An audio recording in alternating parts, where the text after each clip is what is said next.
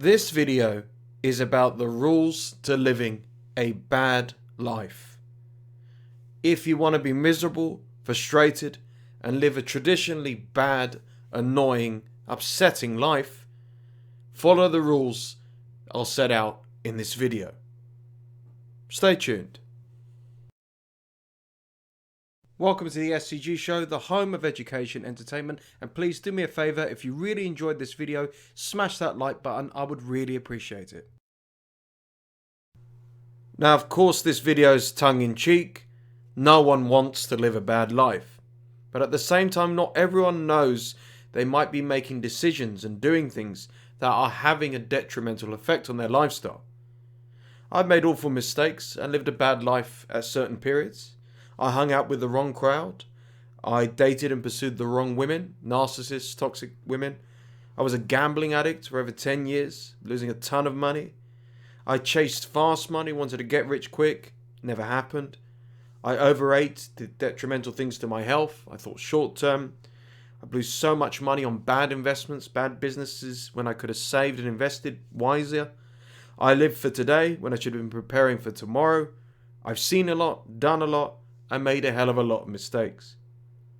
In simple and layman's terms, if you do what is easy, cut corners, take reckless risks, live for today, your life's going to be hard. The chickens will always come home to roost. And a hard life is obviously a bad life. But if you do what is hard, persistently, disciplined, work hard, take the calculated risks, sacrifice today for tomorrow, your life will be easy. And an easier life is a good life. Who am I and why should you even watch this video and listen to me? I may be young, but I've seen a lot and experienced a lot. I've seen people turn their lives around from the dreadful to the amazing. But I've also seen people be in good positions and go right down to the dangerous. I took the time to interview, research people to gain more perspective. So what constitutes a bad life ultimately? Misery, regret, shame, and stress. If every single day you are wallowing in any of those emotions and more, and worse, that is what constitutes it. However, you can turn it around by doing the opposite of the rules I'm going to suggest. Here are the rules to living a bad life. If you follow the rule of prioritizing other people over yourself and your own self-interests, you're going to live a bad life. Now let me be clear, your immediate family, your parents, spouse, your children don't necessarily count here. I'm talking about extended family that are like leeches, uncles, aunts and cousins, and then there's friends, associates, co-workers, your boss, superiors. My late dad was a good man who wanted to help wherever he could, one of life's true gentlemen. But he had a problem. He was naive. He never used to see how people took advantage of him. He'd go above and beyond, dedicating his time to anyone who needed help. Whether it was advice, administration, odd jobs, or even a simple favour, my dad had an open door policy. Anyone can come to me, he said. I'm always here, was his motto. But he got taken advantage of from this. People tried to warn him, but he was a bit stubborn and believed he was doing the right thing. And he was bombarded all the time. He hardly rested and took too much on.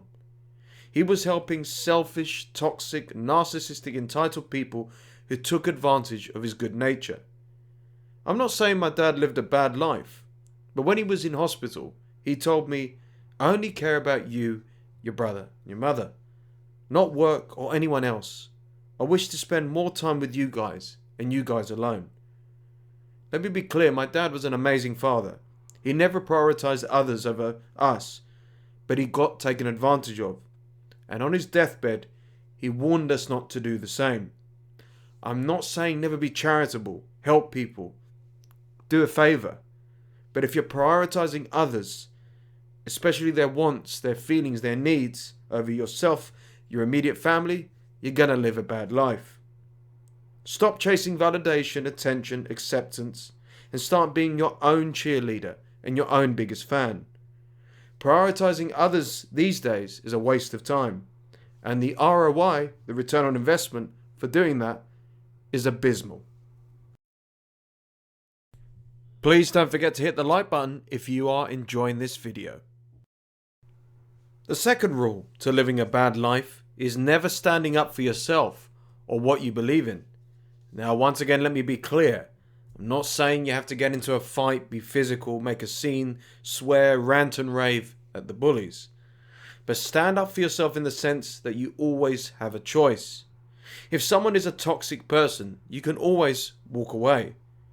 When I dated a narcissistic woman a few years back, the relationship was hell. And when I say hell, I mean it was hell. We argued all the time, fought more than we got along. We hardly had anything in common. I was like a prisoner. We were going nowhere fast, and it was only getting worse. My health, work, friends, all of it suffered, even my finances. I was spiraling out of control. That is what happens when you date, or worse, marry a toxic person. The irony was, I thought I was kind of standing up for myself. I regularly complained about our issues, the lack of empathy, the treatment, the lack of appreciation. I tried my best to encourage her to treat me better, understand where I was coming from. I did everything in my power to try and turn a negative relationship into a positive one. I don't get it, I said to myself. What else more can I do? The only thing I could do was stand up for myself. But surely I am.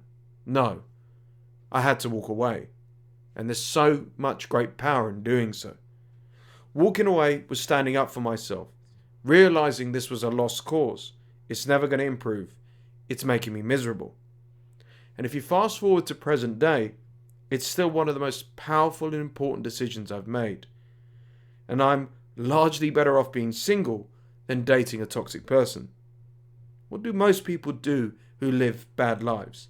Stay in jobs they hate, with people that treat them badly, relationships with no love, in scenarios where things are toxic. So if you want to live a bad life, never stand up for yourself.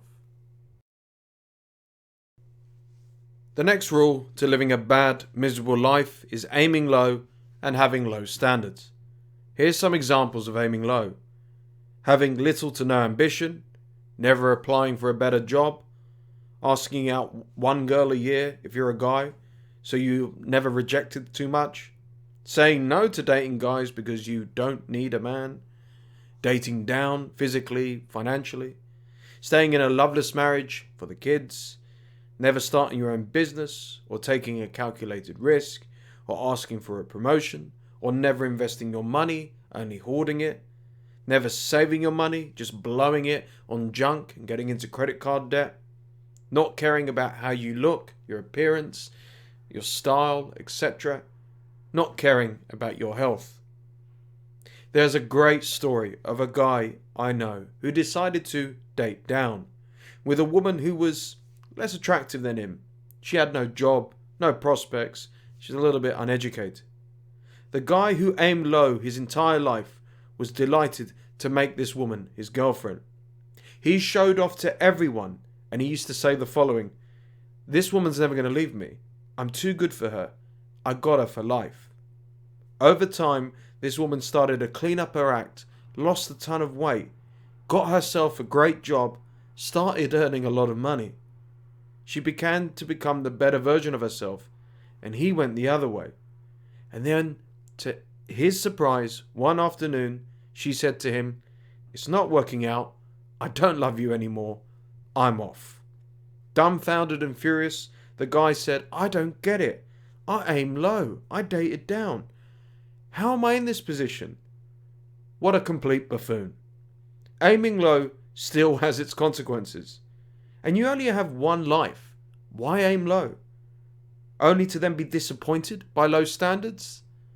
If you want a bad life, aim low. The final rule to living a bad, miserable life is never letting your hair down or having fun. Being a boring stick in the mud who does not let loose on the dance floor or book that trip or eat that dessert first can and will make you miserable. My dad, bless him, was a workaholic, on top of, unfortunately, prioritizing other people. His friends begged him and my mum to go on vacation all the time, but he always said no. "Oh, I can't, I've got work, I've got this, I've got that." He was always making excuses. Eventually my mum once persuaded him to go on a trip, and off they went. Halfway through the trip, my dad was alone with a friend, another couple they went away with, and my dad got emotional. They were both sipping beers or cocktails or whatever, talking about life. My dad started to well up. "What's up?" asked his friend. My dad said, "I just really needed this trip. I can't tell you how stressed I've been. Thank you. Thank you so much." That was the last vacation my dad had with his friend before he died. Once again, I'm not suggesting my dad lived a bad life, but we can maybe use it as a warning, a wake-up call, to learn that we have, God forbid, not that long on this planet. To have fun, because otherwise, you're going to seriously regret it. Hey, thanks for watching. Be sure to comment, like, and subscribe. And if you enjoyed this video, here's some more content you might be interested in.